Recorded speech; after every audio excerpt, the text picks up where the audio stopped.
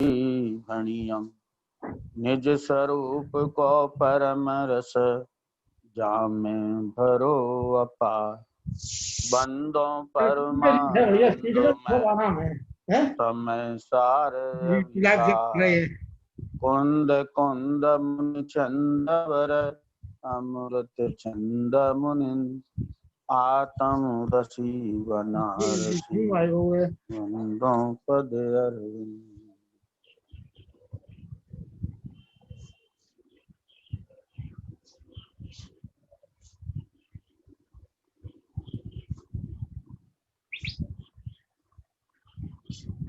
Sign up कैसे करते जानते हो तुम? Sign in. हेलो, हाँ आवाज आ रही है? आ रही है आवाज।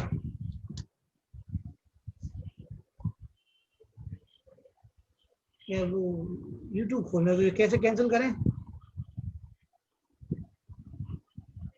बस कोई दिख तो रहा नहीं, आप ही आप दिख रहे हो बस। अभी सब जुड़ जाएंगे, आप शुरू तो करो। क्रम टूटा हुआ है पंडित जी, सब जुड़ जाएंगे। बस एक ही दिन में क्रम टूट गया। 2 दिन लिख डाल दिया। श्रीमद् भगवत कुंद कुंद आचार्य देव द्वारा रचित समय सारजी परमागम के प्रथम अधिकार में यहाँ समय का स्वरूप बताने के लिए गाथा दूसरी अवतरित हुई, जिसमें आचार्य भगवंत कहते हैं, जीवो चरित दंसन डाढ़ियो तम ही समयम जाड़ उगल कम पदे सटिठियम चैतम जाड़ पर समयम जीव चरित्र दर्शन ज्ञान स्थित स्व समय निश्चय जानना स्थित कर्म पुद्गल के प्रदेशों में पर समय जीव जानना। अर्थ ये भव्य जो निश्चय से जीव है वह यदि चारित दर्शन ज्ञान में स्थित है तो उसे तुम स्व समय जानो, और एक पुद्गल कर्म के प्रदेशों में स्थित है तो उसे पर समय जानो। अब यहाँ टीकाकार आचार्य भगवंत 7 वचनों द्वारा समय का स्वरूप कहते हैं। बता यार हमें सब की जगह ही नहीं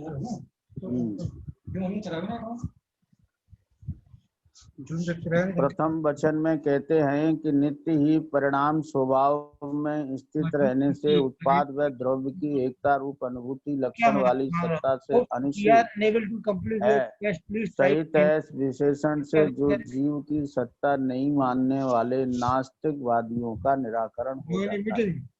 परिणाम स्वभाव कहने से पुरुष आत्मा को अपरिणामी मानने वाले सांख्य मतियों का निराकरण होता है।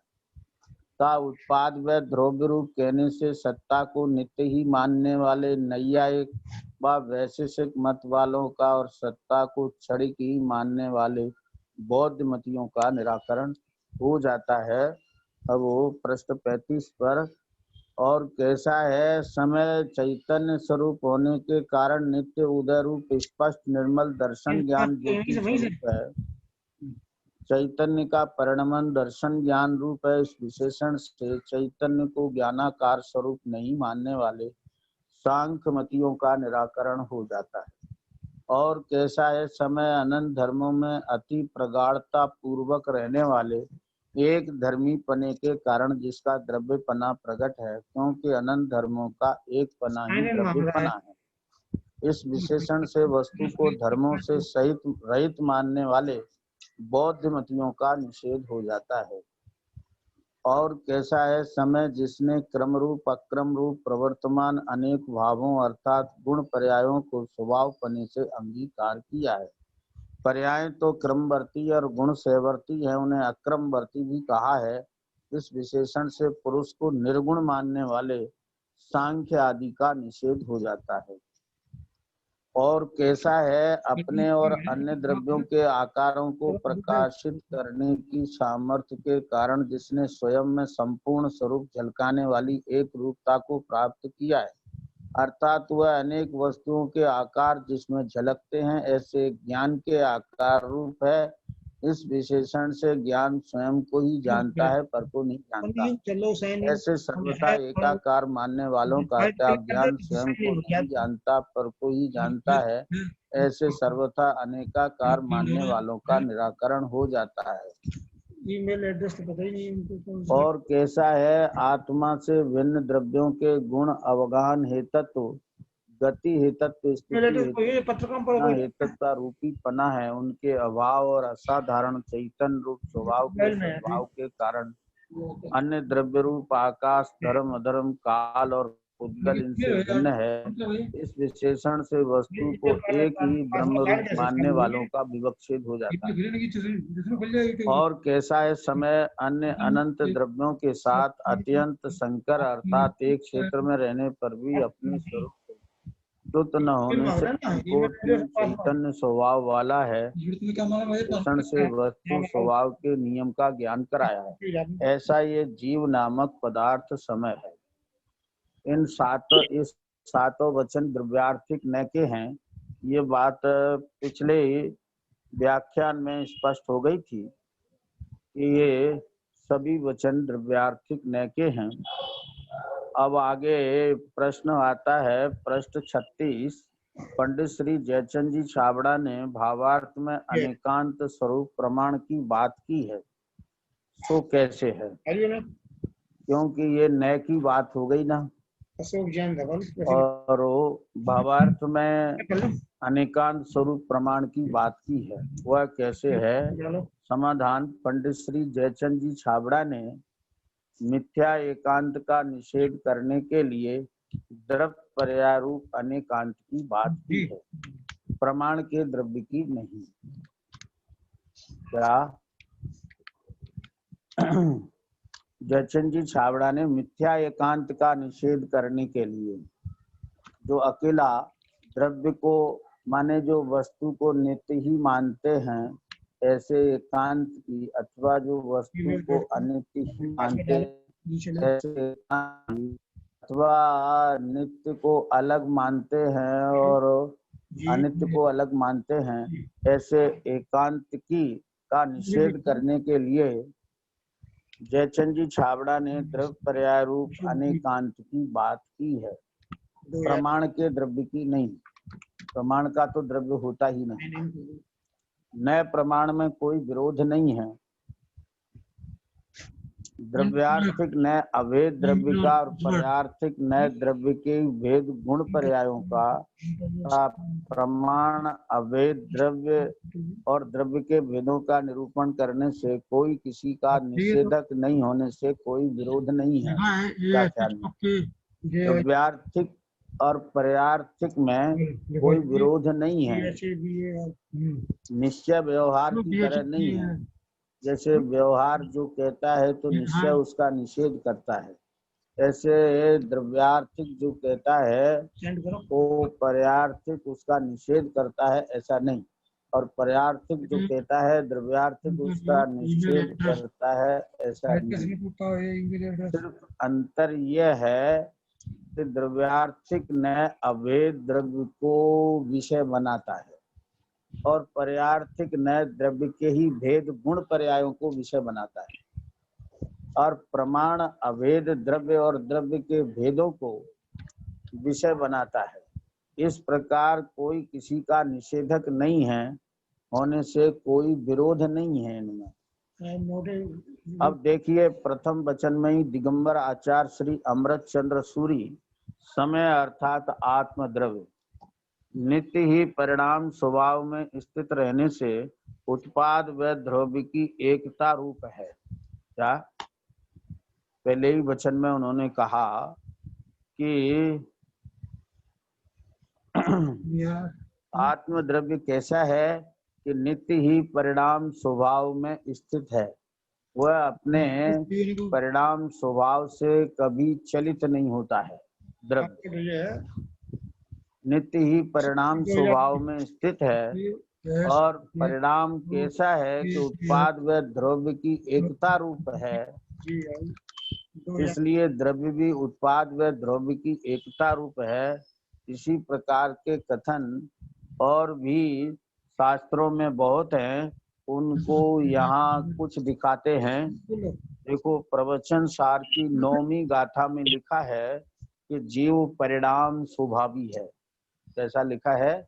जीव परिणाम स्वभावी है।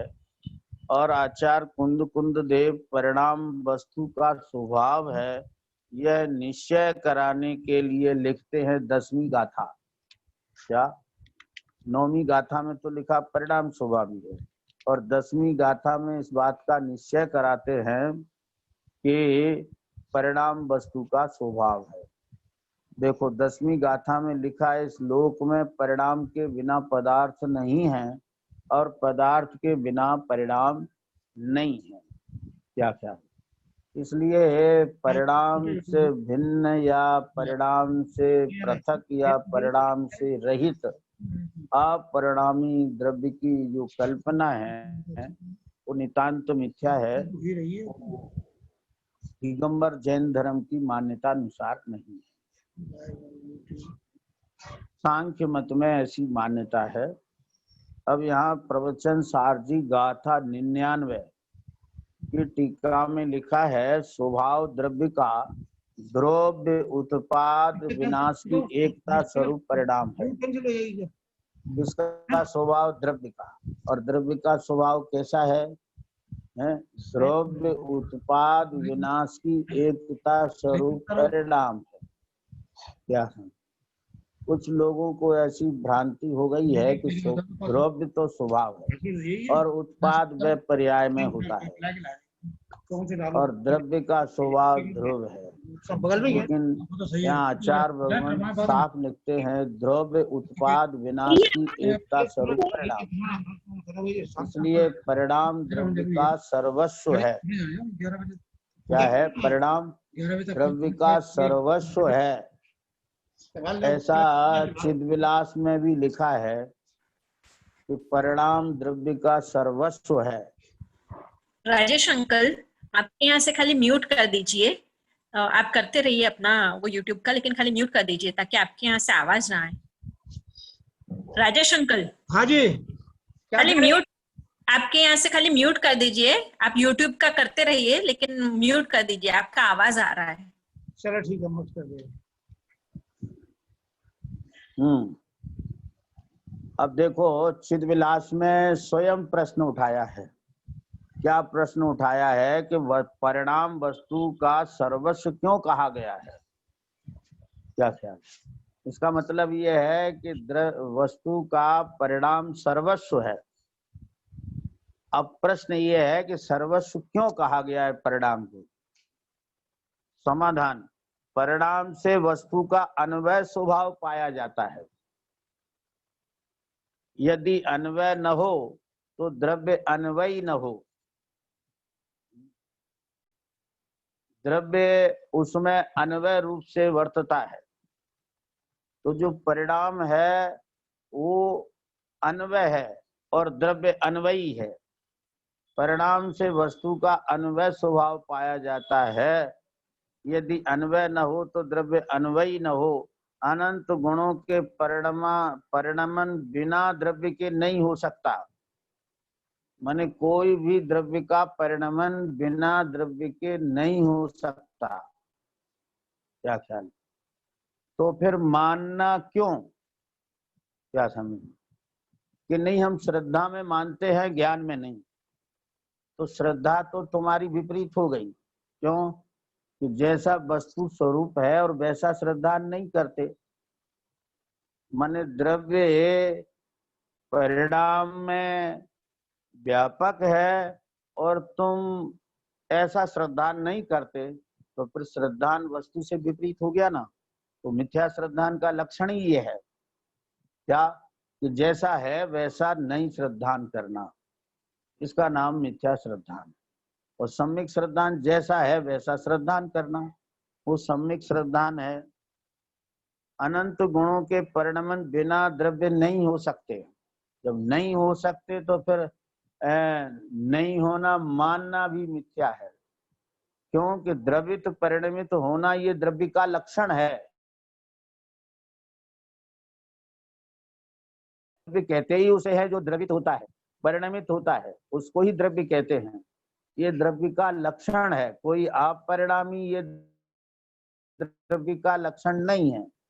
अपरिणमन ये द्रव्य का लक्षण नहीं है, परिणमित होना ये द्रव्य का लक्षण है।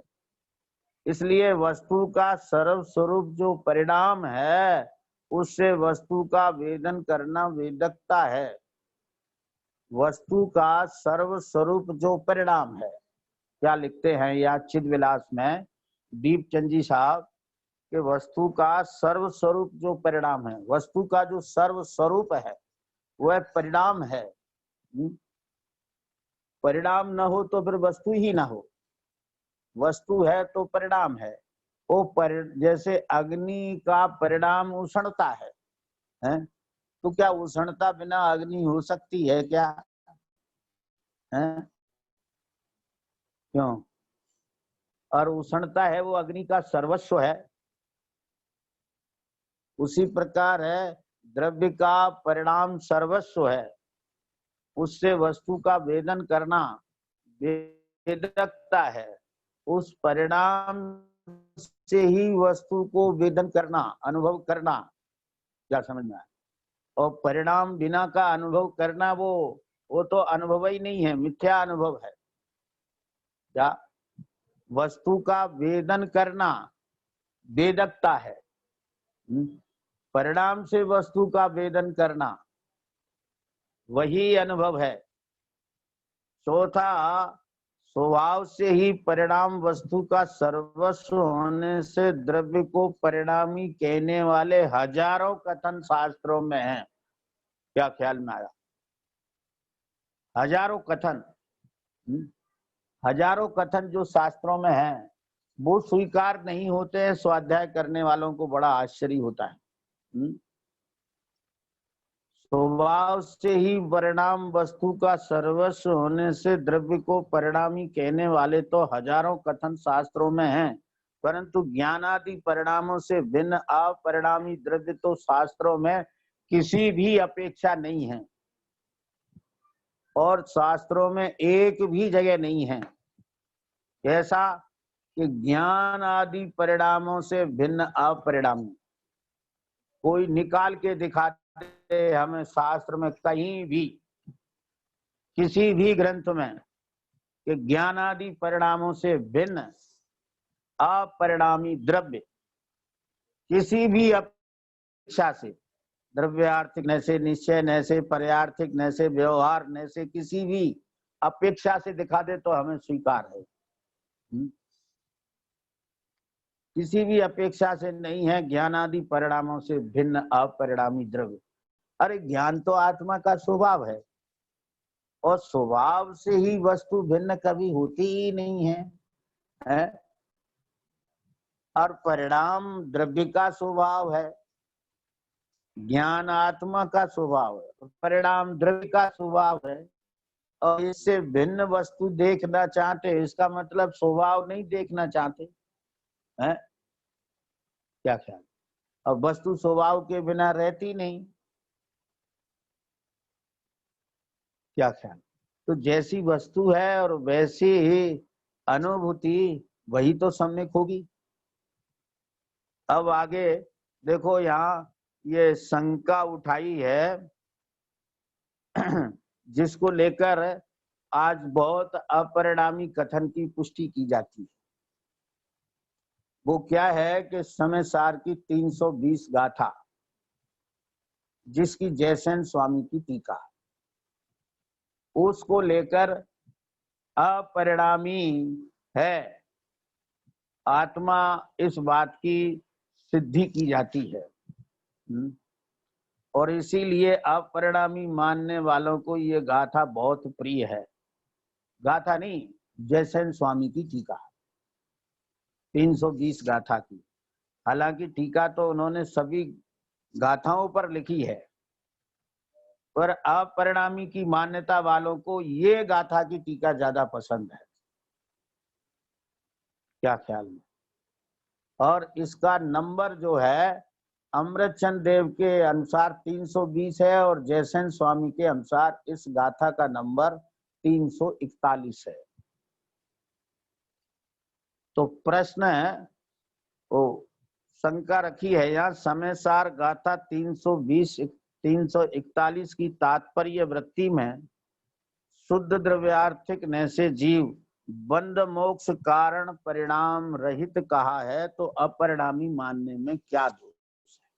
माने ऐसा क्या लिखा है उसमें कि जिससे अपरिणामी मानने वाले अपनी मान्यता का पोषण करते हैं? क्या समझ? और ये इस गाथा की टीका ही बहुत प्रिय लगती है और जयसेन स्वामी की गाथाओं की टीका प्रिय नहीं लगती। क्यों? कि इस पर स्पेशल प्रवचन हुए हैं जयसेन स्वामी की इस गाथा की टीका पर, और आचार्य अमृतचंद देव की आत्मख्याति टीका पर तो आधोपांत एक नहीं कम से कम 50 विद्वानों ने प्रवचन किए हैं आत्मख्याति टीका पर जयसेन स्वामी की टीका पर शायद मेरे ख्याल में नहीं है किसी विद्वान ने आधोपांत इस पर प्रवचन किए हैं, लेकिन 320 गाथा पर जरूर किए हैं। तो ऐसा क्या है इसमें? तो पहले तो ये बता रहे हैं ऐसा क्या है जिससे वो अपरिणामी वाले मान्यता वालों की पुष्टि होती है। ऐसा ये है कि इसमें ये लिखा है कि शुद्ध द्रव्यार्थिक नैसे जीव बंध मोक्षादि कारण परिणाम रहित है। तो बंध मोक्षादि कारण परिणाम रहित है, इसका अर्थ हुआ कि अपरिणामी है। अपरिणामी तो खैर नहीं लिखा है, लेकिन बंध मोक्ष कारण परिणाम रहित लिखा है, तो इसका अर्थ हुआ कि अपरिणामी लेकर, माने इस अधूरे वाक्य को लेकर इस प्रकार की धारणा बनाई है और अपरिणामी पने की मान्यता का पोषण किया है। लेकिन हम आपको दिखाएंगे कि जयसेन स्वामी की टीका में क्या लिखा है और क्या समझना। ये अधूरा वाक्य है। देखो समाधान, वहां तात्पर्य वृत्ति टीका में ही लिखा है। क्या लिखा है अब सुनो पूरी बात, कि बंध मोक्ष को जानता है, केवल बंध मोक्ष को जानता है ऐसा नहीं, तो शुभाशुभ रूप कर्मोदय को सविपाक अविपाक रूप से अथवा सकाम अकाम रूप से दोनों प्रकार की निर्जरा को भी जानता है। इस तरह सर्व विशुद्ध पारणामिक परम भाव ग्राहक शुद्ध उपादान भूत शुद्ध द्रव्यार्थिक नैसे जीव कर्तृत्व से रहित है, भोक्तृत्व से रहित है, बंध मोक्षादि कारण परिणाम से रहित है। क्या ख्याल में? ये है पूरी बात। क्या ख्याल में? अब देखो इसमें इस तरह शब्द लिखा है। अब जो टीकाएं प्रकाशित हो रही हैं उसमें इस तरह से जो है पैराग्राफ चेंज किया है।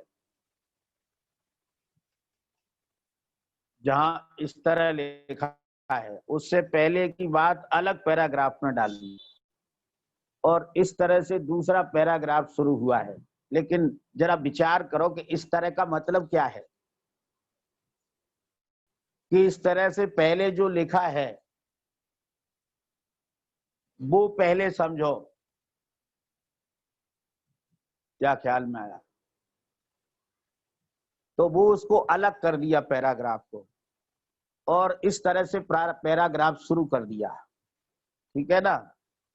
अब क्या है कि अब उस पैराग्राफ को हमने पढ़ा सुना और व्याख्या की, तो अब उसमें क्या लिखा है? इस तरह शब्द तो बस पढ़ दिया, गौर कर दिया। तो फिर क्या लिखा है उसमें? जब हम इस तरह पढ़ते हैं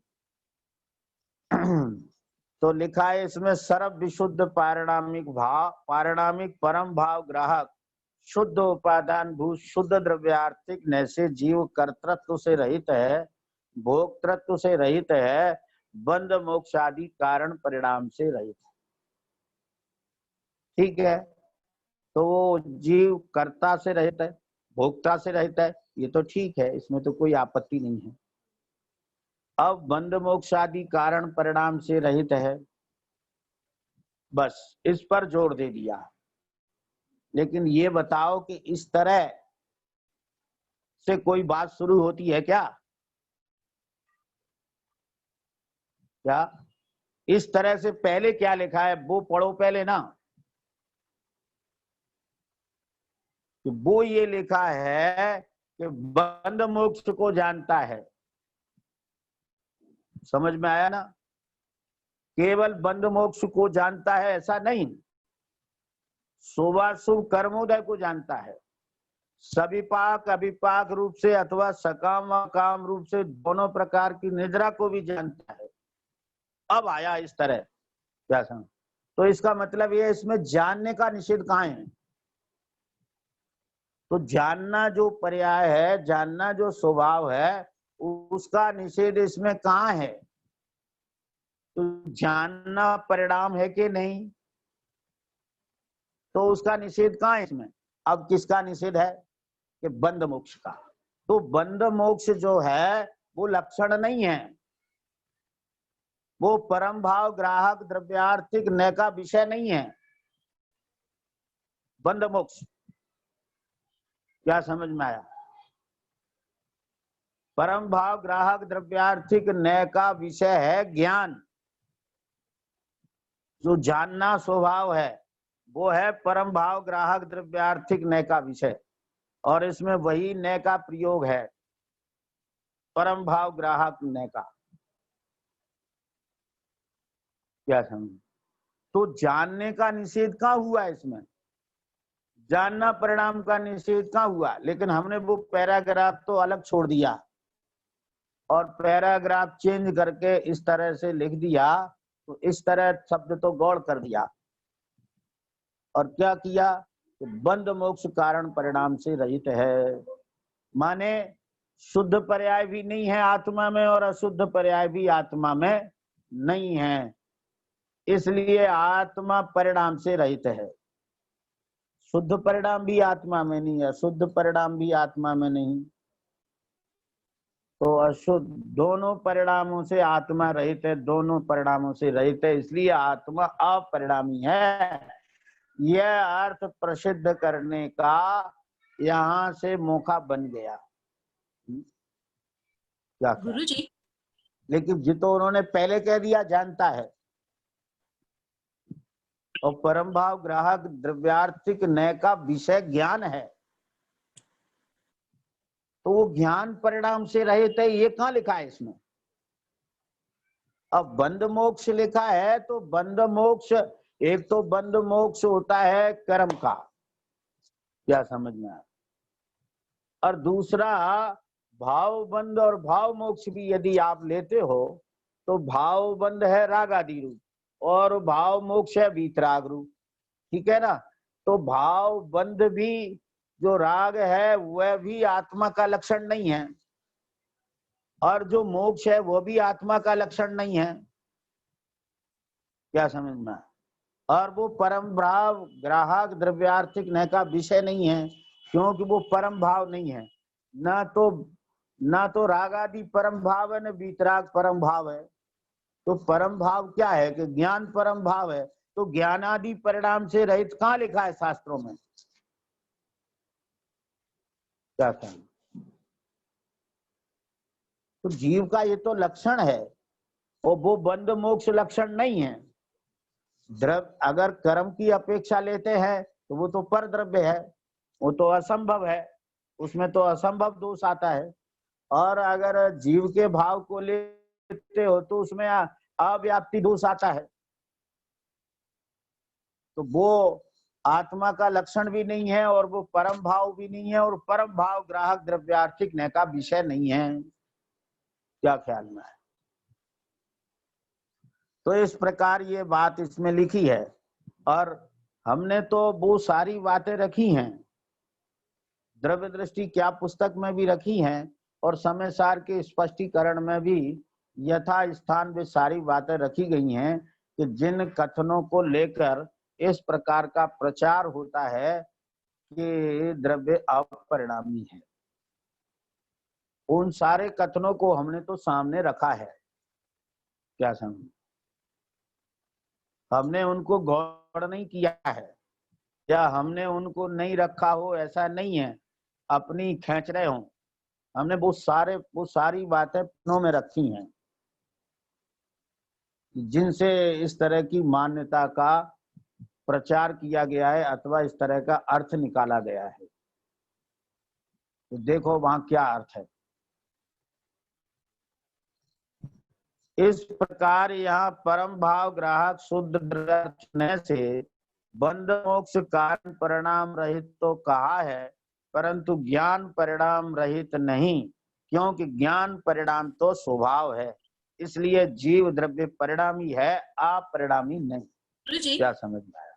अब हमने वो बात भी लिखी है, वो भी साहित्यिक किसी मुमुक्षु को पता होगी, किसी को पता होगी, किसी को नहीं भी पता होगी कि अपरिणामी शब्द कहाँ आया है। क्या ख्याल में? हमने वो बात भी यहाँ प्रश्न में रखी है। देखो सुनो, समय सार गाथा 338-339 ये अमृतचंद देव की टीका अनुसार और जयसेन स्वामी की टीका अनुसार गाथा 364-365 इसकी तात्पर्य वृत्ति टीका में क्या लिखा है कि शुद्ध द्रव्यार्थिक न से जीव अपरिणामी है। कोई कहेगा लिखा है ना, वहां हमने भी लिख दिया है कि लिखा है। क्या है? और बहुत कम मुमुक्षुओं को ये पता है और वो हमने सामने लिख दिया है कि लिखा है। कहाँ लिखा है? कि समय सार के ये 338-339 इसकी जयसेन स्वामी की टीका, नंबर तो है ये अमृतचंद देव का और टीका है जयसेन स्वामी, उसका भी हमने नंबर लिखा है। तो उसमें लिखा है शुद्ध द्रव्यार्थिक न से जीव अपरिणामी है, ऐसा कहा है, सो कैसे? तो सुनो समाधान। हाँ, परम भाव ग्राहक शुद्ध द्रव्यार्थिक न से हिंसा परिणाम से रहित होने से जीव को अपरिणामी कहा है। हिंसा परिणाम से रहित लिखा है वहां। क्या ख्याल? अब हिंसा परिणाम से रहित है तो हिंसा किसका परिणाम है? शरीर का। गुरुजी, शरीर से हिंसा होती है ना, तो शरीर से हिंसा के परिणाम से रहित है। और आज आप मान लीजिए भाव भी ले लो, भाव हिंसा भी ले लो, तो भी हमें कोई परेशानी नहीं है। भाव हिंसा है वो भी कार है, उससे रहित है आत्मा का परम भाव स्वभाव। क्या क्या? बस यहाँ अपरिणामी शब्द का प्रयोग हुआ है। और जगह कहीं और जगह अपरिणामी शब्द का प्रयोग है तो वो है सिद्ध भगवान को अपरिणामी कहा है। और आपका क्योंकि मैं व्यंजन पर्याय का परिणमन नहीं होता है, और आपका धर्म अधर्म आकाश काल इनको भी अपरिणामी लिखा है, क्योंकि उनमें क्रियावती शक्ति नहीं होती। क्या?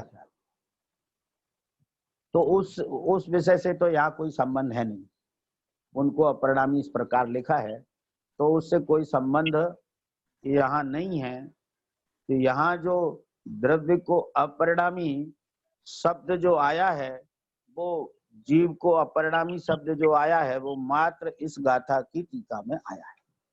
तो वहां भी क्या लिखा है कि परम भाव ग्राहक शुद्ध द्रव्यार्थिक ने से हिंसा परिणाम से रहित होने से जीव को अपरिणामी कहा है। और सांख्य मत की मान्यताओं का निषेध किया है इस गाथा में, तब वहां बताया है कि इस तरह से अपरिणामी कहा है, क्योंकि हिंसा आत्मा का स्वभाव नहीं है, विभाव है, परंतु ज्ञान परिणाम तो आत्मा का स्वभाव है। इसलिए ज्ञान परिणाम से भिन्न तो जीव को अपरिणामी कहीं कहा नहीं, कहीं भी नहीं कहा है, जहां तक मेरे देखने में आया है।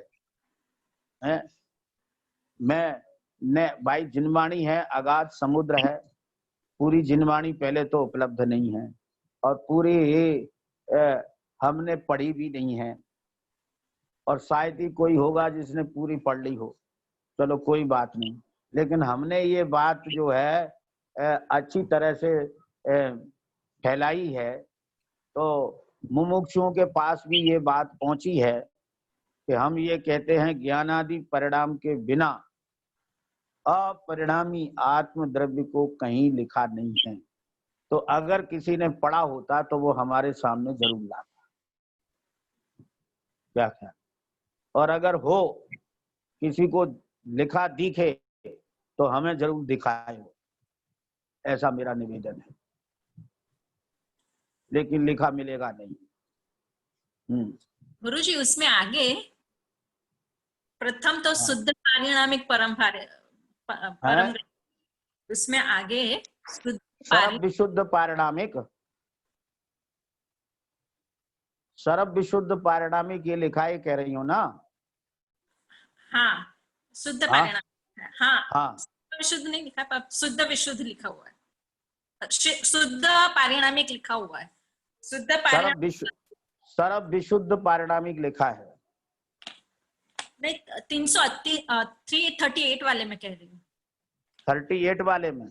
हाँ हाँ, क्या लिखा है आपने? है ना, परम भाव ग्राहक लिखा, कहा। हाँ हाँ, और आगे शब्द भी दिया है शुद्ध पारिणामिक, मतलब खुद ही कह रहे हैं पारिणामिक। हाँ, तो क्या दिक्कत है उसमें? दिक्कत नहीं, आपको कह रहे। और एक है बात, शुद्ध पारिणामिक को ही अपारिणामिक कह रहे, तो कोई बात है ना, शुद्ध पारिणामिक तो स्वीकार कर लिया ना। पर वो हिंसादि परिणाम से रहित होने से जीव को अपरिणामी कहा, तो हाँ, हिंसादि परिणाम नहीं है। हाँ, और आगे शुद्ध पारिणामिक लिखकर शुद्ध पारिणामिक का स्वीकार भी आ गया। हाँ, तो शुद्ध परिणाम को तो स्वीकार किया ही है, वो उसको अपरिणामी स्वीकार नहीं किया है। हाँ, अपरिणामी तो उसे, इस अपरिणामी शब्द जो है वो नास्तिवाचक है, समझ में आया ना? तो वो हिंसा परिणाम की नास्ति बता रहा है। तो उसके साथ शुद्ध परिणाम की अस्थि दिखा दी है, साथ में ही दिखा दी है, ऐसा वो तो दिखा दी ना, परम भाव ग्राहक का विषय शुद्ध पारिणामिक है। नहीं तो पूरा शब्द भी लिया है, शुद्ध पारिणामिक परम भाव ग्राहक, ऐसा पूरा विषय लिया है मूल में आपने। हाँ, शायद पूरा लिया है, लेकिन हमने तो उतनी बात रखी है हाँ, कि जिससे वो भी जोड़ दो तो कोई नुकसान नहीं है। लेकिन हमने जो बात पकड़ की थी कि परम भाव ग्राहक शुद्ध द्रव्यार्थिक न है, उन्होंने उसका विषय भी लिख दिया है, शुद्ध पारिणामिक। नए का नाम तो इतना ही है, परम भाव ग्राहक शुद्ध द्रव्यार्थिक है। हाँ, पर उसका उन्होंने विषय भी लिख दिया है। और हाँ, जो ऊपर 320 गाथा की टीका है उसमें भी लिखा है सर्व विशुद्ध पारिणामिक परम भाव ग्राहक। और उसमें हमले में तो है ना, कारण एवं परिणाम, ऐसा एवं बीच में डाल दिया है, कारण परिणाम के बदले कारण एवं ऐसा लिखा है हमारी पुस्तक में। आपकी पुस्तक में ऐसा लिखा है, लेकिन हमने, आप उसकी संस्कृत टीका देखो, हमने संस्कृत टीका देख के लिखा है। संस्कृत में नहीं लिखा है, हमने देखा पहले। हाँ, हमने संस्कृत टीका देख के लिखा है, और कहीं तो अपरिणामी भी लिखा है। क्या समझ में आया? हिंदी वालों ने अपरिणामी भी लिख दिया है, लेकिन हमने संस्कृत टीका देख के लिखा है। बंध मोक्ष आदि कारण परिणाम रहित। अब बंध मोक्ष का मतलब हुआ कर्म का बंध और मोक्ष, उसका कारण परिणाम, भाव बंध और भाव मोक्ष, ठीक है ना? वो परम भाव ग्राहक द्रव्यार्थिक नय का विषय नहीं है। परम भाव ग्राहक द्रव्यार्थिक नय का विषय है जानना। सो उन्होंने पहले बता दिया कि जानता है, तो ज्ञानादि परिणाम से रहित तो कहीं कहा नहीं। क्या ख्याल में? और परम भाव ग्राहक न का विषय ज्ञान है। ओ राग आदि और वीतराग भाव उसका विषय नहीं है, इसलिए उसको गौड़ किया है। ऐसा है। तो यहाँ कहते हैं कि शुद्ध परिणामिक परम भाव ग्राहक शुद्ध द्रव्यार्थिक न से हिंसा परिणाम से रहित होने से जीव को अपरिणामी कहा है, क्योंकि हिंसा आत्मा का स्वभाव नहीं विभाव है, परंतु ज्ञान परिणाम तो आत्मा का स्वभाव है। इसलिए ज्ञान परिणाम से भिन्न तो जीव को अपरिणामी कहीं कहा नहीं। जिसकी दृष्टि श्रद्धा में द्रव्य का स्वभाव अपरिणामी ध्रुव है, वह द्रव्य से भिन्न उत्पाद व्यय को ही परिणाम मान्यता है, सो मिथ्या ही है। पहले तो उत्पाद व्यय को ही परिणाम मानना मिथ्या है। क्यों? कि परिणाम उत्पाद व्यय ध्रुवात्मक है और परिणाम द्रव्य का स्वभाव है। तो द्रव्य का स्वभाव अपरिणामी ध्रुव ये तो है ही नहीं। क्या ख्याल में? ध्रुव तो अंश है, ध्रुव तो स्वभाव का अंश है, और अपरिणामी तो वो ध्रुव भी अपरिणामी नहीं है। क्या ख्याल में? क्योंकि वस्तु पूरी बदलती है और वस्तु का स्वभाव परिणाम है। अपरिणाम स्वभाव कहीं शास्त्रों में नहीं लिखा, द्रव्य का स्वभाव अपरिणाम नहीं लिखा। और 47 शक्तियों में परिणाम शक्ति तो है, लेकिन अपरिणाम शक्ति नहीं है। कोई ये कहे कि अनंत शक्तियां हैं, अपरिणाम शक्ति भी होगी, तो जो शक्ति परस्पर विरोधी होती हैं उनको जोड़े से लिखा है अमृतचंद देव ने। जैसे कर्ता और भोक्ता, वो कर्ता और अकर्ता जोड़े से लिखा है ना, ऐसे ही इसको भी लिखते हुए जोड़े से। अगर परिणाम और अपरिणाम शक्ति दोनों होती तो नहीं। 64 नंबर का कलश और 65 नंबर के कलश में लिखा है परिणमन शक्ति है। आत्मा में द्रव्य में कहो या जीव की बात कहो तो परिणमन शक्ति है। जब द्रव्य में परिणमन शक्ति है तो जीव में भी परिणमन शक्ति है, क्योंकि जीव भी एक द्रव्य है। और परम अध्यात्म तरंगणी में तो साफ लिखा है क्या कि वस्तु कूटस्थ नहीं होती है। क्या ख्याल में? और वस्तु का कोई अंश भी कूटस्थ नहीं होता है। क्या समझ में आया? जो मानते हैं ना कि द्रव्य में तो कुछ होता ही नहीं, वो तो ज्यों का त्यों सदा एक सा रहता है, तो इसका मतलब ये तुमने कूटस्थ माना ना द्रव्य को, द्रव्य और गुण को कूटस्थ मानते हो ना। तो जो कुछ होता है सो पर्याय में होता है, द्रव्य गुण में नहीं होता। तो ऐसा कूटस्थ द्रव्य गुण नहीं है। क्या ख्याल में? कुछ नहीं होता, इसका क्या मतलब है? द्रव्य गुण कूटस्थ मानते हो, द्रव्य गुण कूटस्थ नहीं है। पूरा द्रव्य बदलता है। द्रव्य कहते ही उसको है जो परिणमित होता है, द्रवित होता है। और द्रव्यत्व तो शक्ति सबने पढ़ी है जैन सिद्धांत प्रवेशिका में। क्या? जिस शक्ति के कारण द्रव्य निरंतर बदलता है उस शक्ति को द्रव्यत्व गुण कहते हैं। तो बदलना ये तो द्रव्य का स्वभाव है। अब कहेंगे साहब द्रव्य तो नित्य है, कि हाँ नित्य है। नित्य का मतलब क्या है? नित्य का मतलब ये है कि जीव द्रव्य रहता है, अनादि से जीव द्रव्य है और अनंत काल तक जीव ही रहेगा। वो कभी जीव से बदलकर अजीब नहीं होगा, कर्म नहीं होगा।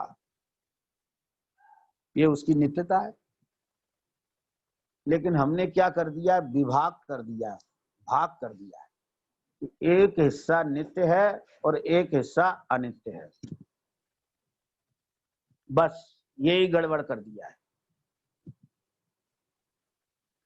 पूरा द्रव्य नित्य है और द्रव्य ही अनित्य है। क्या समझ? तो देखो, जिसकी दृष्टि श्रद्धा में द्रव्य का स्वभाव अपरिणामी ध्रुव है, वह द्रव्य से भिन्न उत्पाद व्यय को ही परिणाम मानता है, सो मिथ्या ही है। क्योंकि उत्पाद व्यय से भिन्न द्रव्य नहीं होता, होता ही नहीं, और होता ही नहीं और मानता है, तो फिर मिथ्या श्रद्धान हो गया। और मिथ्यात किसको कहते हैं? अब आगे देखो समाधान। द्रव्य किसे कहते हैं, ये प्रश्न है। द्रव्य क्या है? तो सुनो इसका समाधान। जैन सिद्धांत प्रवेशिका में लिखा है। क्या लिखा है? प्रतिविज्ञान की कारणभूत द्रव्य की किसी अवस्था की नित्यता को द्रव्य कहते हैं। अब इस द्रव्य की परिभाषा से सिद्ध करो कि द्रव्य अपरिणामी कैसे है, परिणाम रहित कैसे है। क्या है? तो कहते थे ये तो शुरुआत की बात है जैन सिद्धांत प्रवेश का। अब आगे बढ़ो। जब ऐसी बात कहते ना, अरे ये तो शुरुआत में पढ़ने की चीज है, अब आगे बढ़ो। सम्यसार की शैली अलग है, ये तो जैन सिद्धांत प्रवेश का है। ऐसा जो है सिद्धांत का उल्लंघन कर देते सम्यसार के नाम पर, तो बड़ा खेद होता है। ये जैन सिद्धांत को समझने के लिए प्रवेश का बनाई है, ये छोड़ने के लिए नहीं, उल्लंघन करने के लिए नहीं है। तो क्या है? प्रतिविज्ञान के कारणभूत यह वही है, द्रव्य की किसी अवस्था की नित्यता को द्रव्य कहते हैं। किसको द्रव्य कहते हैं? कि द्रव्य की किसी अवस्था की नित्यता, माने अवस्था की नित्यता को द्रव्य कहते हैं।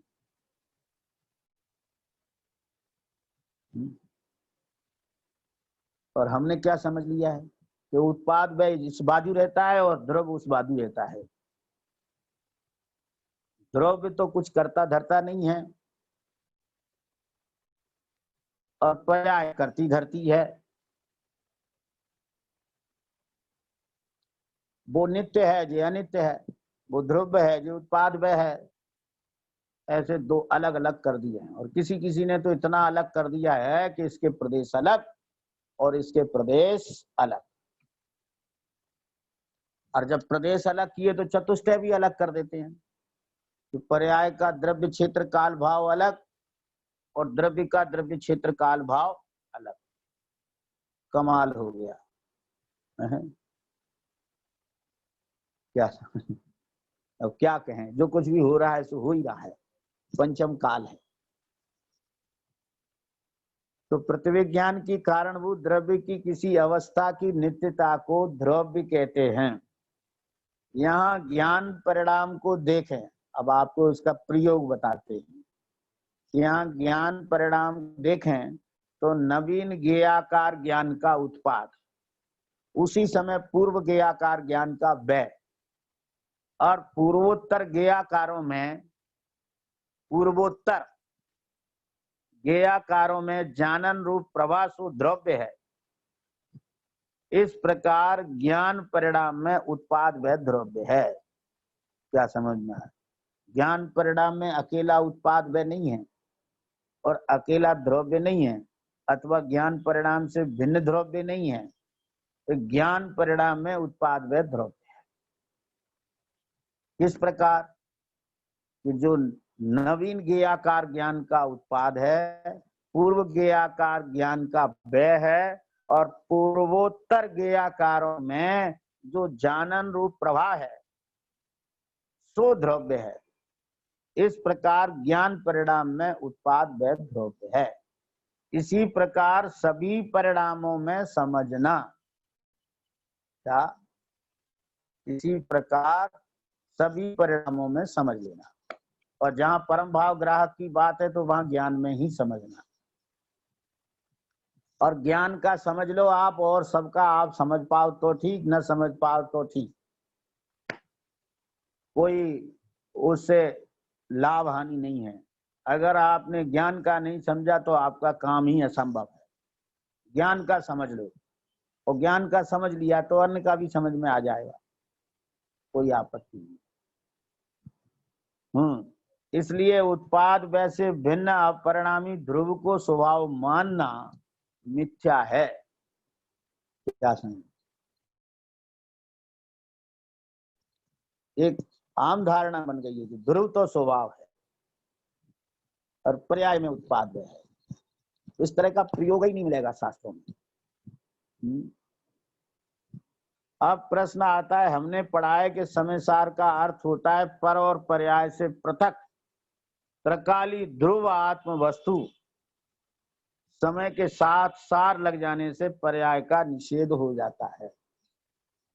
क्या ऐसा लिख दिया है? क्या लिख दिया है कि समय सार का अर्थ होता है पर और पर्याय से पृथक त्रिकाली ध्रुव आत्म वस्तु, ये समय सार का अर्थ है। और समय के साथ सार लग जाने से पर्याय का निषेध हो जाता है। यहाँ जो 7 वचन लिखे हैं ना, ये समय के लिखे हैं, क्योंकि इसमें पर्याय को शामिल कर लिया है। क्या है? इसलिए समय सार की बात नहीं है। छठ दूसरी गाथा से तो इस तरह कह दिया क्या कि इसमें समय की बात है, समय सार की बात नहीं है। क्यों नहीं है? कि समय सार तो पर्याय से पृथक होता है, इसमें पर्याय को शामिल कर लिया है, इसलिए ये समय की बात, वो समय सार की बात नहीं है। अरे भले आदमी, इस समय के श्रद्धान से स्व समय होता है, समय के श्रद्धान ज्ञान आचरण से आत्मा स्व समय हो जाता है, ये गाथा कह रही है। और इस समय को न जानने, देखने, आचरण करने वाले पर समय होते हैं, ये गाथा कह रही है। तो हमारा समय जानने से, श्रद्धान करने से समय का, और समय रूप आचरण करने से जब स्व समय हो जाता है, माने रतत्र हो जाता है, तो हमारा काम तो हो रहा है ना इससे। क्या ख्याल में? तुम क्यों हमें बताते हो कि पर्यायों से पृथक है? और क्यों कहते हो इसमें शामिल कर लिया है? शामिल करने का तो भाषा ही नहीं है शास्त्रों में। कहीं भाषा इन्होंने प्रयोग की है अमृतचंद देव ने कि हाँ पर्याय को हम शामिल करते हैं? क्यों? यहाँ समय सार की बात नहीं कर रहे, इसलिए हम यहाँ पर्याय को शामिल करते हैं। तो ऐसा अर्थ क्यों निकालते?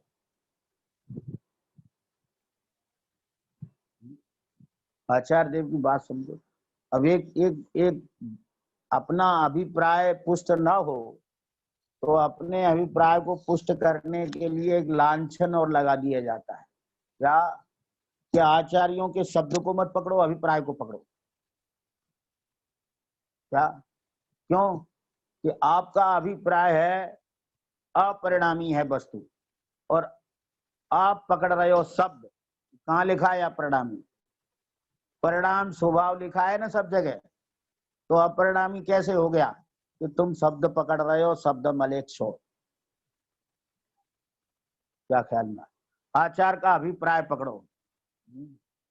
तो हम तो शब्द से ही उनका अभिप्राय समझते हैं। तुम्हें तो मने पर यह ज्ञान हो गया है ना, तो तुम बिना शब्द के उनका अभिप्राय समझते हो हैं? क्या ख्याल में? और सही पूछो तो आचार्य देव को छल का आरोप है। क्या? कि मन में हो ये सो वचन उचरिए, वचन हो ये सो काय सो करिए। हैं? ये तो हुआ सरल परिणाम। छल क्या है? मन में और वचन में और काया से कछु और। क्या ख्याल में? तो आप ये बताना चाहते हो कि आचार्य देव का अभिप्राय कुछ और है और वे लिख कुछ और रहे हैं। क्या समझ? तो इसका मतलब ये हो गया कि आचार्य देव का आप छल बता रहे हो, हैं? आचार्य देव तो निश्चल सरल परिणामी, मन में हो सो वचन उचरिए, वचन हो सो तन सो करिए, ऐसे सरल परिणामी हैं। तो उनके मन में कुछ और है और लिखेंगे कुछ और। कि हमारा अभिप्राय पोषण नहीं हो रहा है, इसलिए हम कहते हैं कि आप शब्द पकड़ते हो। हैं? क्या ख्याल? हमारे पास आचार्य के शब्द ही हैं, हम तो शब्द ही पकड़ेंगे और शब्द से ही अभिप्राय पकड़ेंगे, और जैसा शब्द जैसा वो कहेंगे वही उनका मानेंगे। यदि आपको उनके शब्द से विपरीत पकड़ना है तो आपको हम जैन शासन नहीं मानते। तुम आरोप लगा रहे हो उनको, हम पर आरोप लगा रहे हो कि शब्द मिले 100, और उन पर आरोप लगा रहे हो कि मन में कुछ है और कह कुछ और रहे हो। क्यों? आपको अपने अभिप्राय की पुष्टि करना है, इसलिए आप दोनों पर आरोप लगा रहे हो। आचार्य पर भी आरोप लगा रहे हो और हम पर भी आरोप लगा रहे हो। ऐसा आरोप मत लगाओ अपना अभिप्राय का पोषण करने के लिए। अपने अभिप्राय से शास्त्र का अर्थ मत करो, जैसा वो कह रहे हैं वैसा अर्थ करो। अगर ऐसा करोगे तो इसका परिणाम बहुत खराब होगा, समझ लो इस बात को भी। हम अपने अभिप्राय की पुष्टि के लिए ऐसा न कहें न ऐसा सोचें। जो कहें, जो आचार्य देव के शब्द से ही अभिप्राय निकालना है। अगर उनसे उल्टा आप अर्थ निकालते हो, जैसे उन्होंने लिखा कि ये तो पुद्गल के परिणाम हैं, वर्णादि से लेकर गुणस्थान पर्यंत पुद्गल के परिणाम हैं और निश्चय ऐसे कहते हैं, तो ये बात मानने लायक है। और आप ये नहीं मानना चाहते हो, तो कोई मानता है तो उससे कहते तुम शब्द पकड़ते हो। क्या पकड़े? तुम्हारे शब्द पकड़े, उनके नहीं पकड़े, आचार्य देव के तुम्हारे पकड़े, तो तुम्हारे शब्द विपरीत हैं। क्यों? ऐसा पूरे समय सार में नहीं लिखा कि राग आदि पर्याय में होते हैं और निश्चय न उन्हें पुद्गल के कहता है। दिखा दो, एक जगह दिखा दो आप पूरे समय सार में, फिर कहोगे आप शब्द पकड़ते हो। हम तो शब्द ही पकड़ेंगे और शब्द से ही उनका अर्थ समझेंगे। हम मन पर्याय ज्ञानी नहीं हैं, और ना ही हमें ये आचार्य देव पर किंचित भी, उनकी सरलता पर हमें किंचित भी प्रश्न नहीं है। हम उन्हें पूरा सरल मानते हैं। जो उनके मन में होगा, जो उनके अभिप्राय में होगा, वही उन्होंने लिखा है।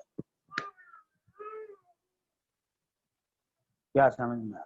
वे पूरे सरल हैं, पूरे आर्जव धर्मी हैं। हम ये सोच भी नहीं सकते कि उनके अभिप्राय में कुछ और है और वे लिखें कुछ और। ये तो हम सोच भी नहीं सकते। और जो सोचता है तो समझ लो कि वो आचार्य के विरुद्ध अपने अभिप्राय की पुष्टि करना चाहता है। क्या ख्याल है? तो समझने की बात है क्या? सभी परिणामों में समझना उत्पाद वैसे भिन्न अपरिणामी ध्रुव को स्वभाव मानना मिथ्या है। प्रश्न होता है, हाँ ये प्रश्न चल रहा था, हमने पढ़ा है समय सार का अर्थ होता है पर्य और पर्याय से पृथक। त्रकाली ध्रुव आत्म वस्तु समय के साथ सार लग जाने से पर्याय का निषेध हो जाता है। आपका अभिप्राय क्या? तुम कहते हो निषेध हो जाता है, हैं? लेकिन शुद्ध पर्याय ये होने से समय का सार सिद्ध होता है। पहली गाथा में जयसेन स्वामी ने लिखा है, क्या है? सार कहने से शुद्ध पर्याय अर्थ किया है उन्होंने। और तुम सार कहने से पर्याय रहित, पर्याय से पृथक अर्थ करते हो। देख लो पहली गाथा की टीका में जयसेन स्वामी ने क्या लिखा है, क्या ख्याल है? यहाँ जयसेन स्वामी की टीका नहीं देख रहे।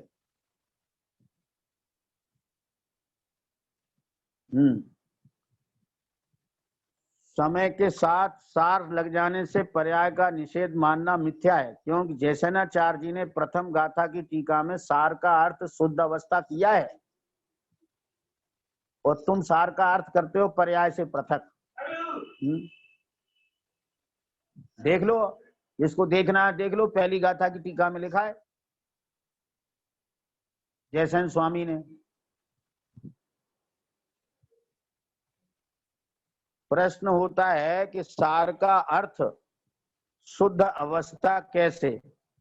अब इस प्रश्न पर विशेष व्याख्या अगले प्रवचन में होगी, क्या समझ। अभी यहाँ जो 7 वचनों द्वारा जो समय माने आत्मा का स्वभाव कहा है, आत्मा का स्वरूप कहा है, उन 7 वचनों से दृढ़ संकल्पित धारणा कर लेना ऐसा मेरा आत्मा है, और ये मान के आप समय सार का आगे स्वाध्याय करें, इसको कभी भूले नहीं। क्या समझ में आया? जैसे जैसे शादी का बंधन होता है ना, तो 7 वचन दोनों पक्ष से भरवाए जाते हैं और दोनों पक्षों को 7 वचन स्वीकार किए जाते हैं, और जो 7 वचन स्वीकार करते हैं और उनका पालन करते हैं वे ही सदग्रस्त कहलाते हैं, और जो उल्लंघन करते हैं तो फिर वो सदग्रस्त नहीं है। तो उसी प्रकार 7 वचनों का ये आत्मा का स्वरूप का है, इसका उल्लंघन मत करना। आज धारणा बना लो कि ऐसा आत्मा है, और इसी भावना के साथ आज का ये व्याख्यान विराम लेता है।